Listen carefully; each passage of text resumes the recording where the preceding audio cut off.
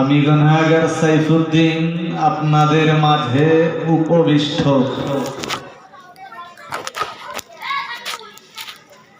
নিয়ত করছি কোরআন হাদিসের মানদণ্ডে দাঁড়িয়ে দিন শরীয়তের কিছু কথা আপনাদের মাঝে উপস্থাপন করব।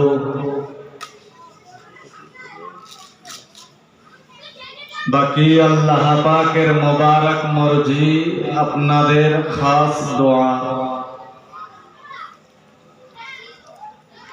বক্তব্যের শুরুতেই সকলের কাছে আমার পক্ষ থেকে সবিনয় নিবেদন, যারা রাস্তাঘাটে ইতি বিক্ষিপ্ত ছড়িয়ে ছিটিয়ে আছেন, মেহেরবানি করে মজলিসে এসে বসে যান। আমি কোরআন শরীফের ছোট্ট একটি আয়াত, নবী পাকের জবানে বর্ণিত অগণিত হাদিসের ছোট্ট একটি হাদিস আপনাদের মাঝে পড়েছি। পঠিত আয়াত এবং হাদিসের উপরে আমার আলোচনা।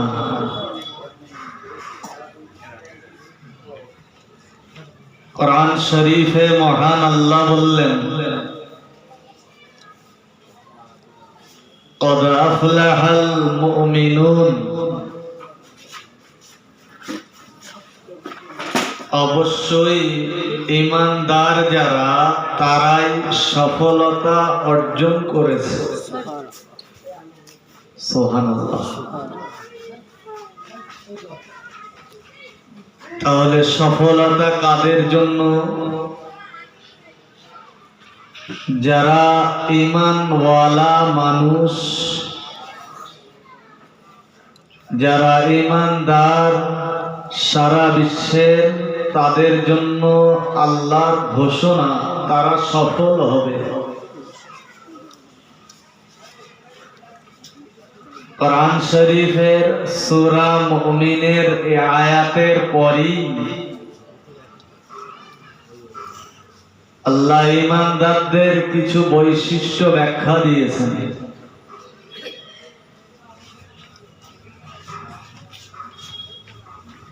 যার এক নম্বরে মহান আল্লাহ বললেন,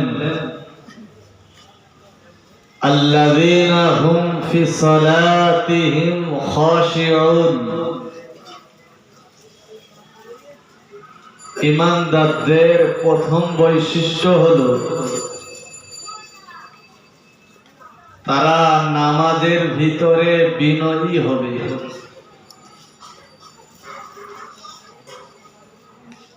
আমরা দৈনন্দিন 5 ওয়াক্ত নামাজ যারা পড়ি, যাদের সচরাচর স্বতন্ত্র আমরা ঈমানদার মনে করি, আল্লাহ তাদের প্রথম বৈশিষ্ট্য বললেন তারা নামাজি হবে এবং নম্রতার সাথে, ভদ্রতার সাথে,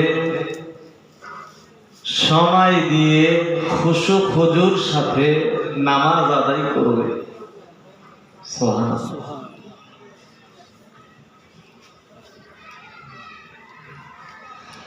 পরে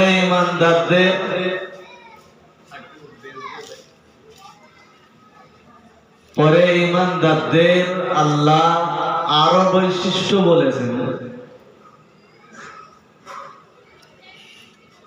তবে আজকে আমার বক্তব্যের বিষয়ে ঈমানদারদের প্রথম বৈশিষ্ট্য আল্লাহ বললেন, ঈমানদাররা নামাজে বিনয়ী থাকবে। যেহেতু খিদিরপুর মসজিদ কর্তৃক আয়োজিত এই জলসা, আর আপনারা সবাই নামাজি, ঠিক তো নাকি? তাহলে আমরা যদি দেখি সারা পৃথিবীর ইমানদার যারা, তারা কিভাবে নামাজ আদায় করেছেন,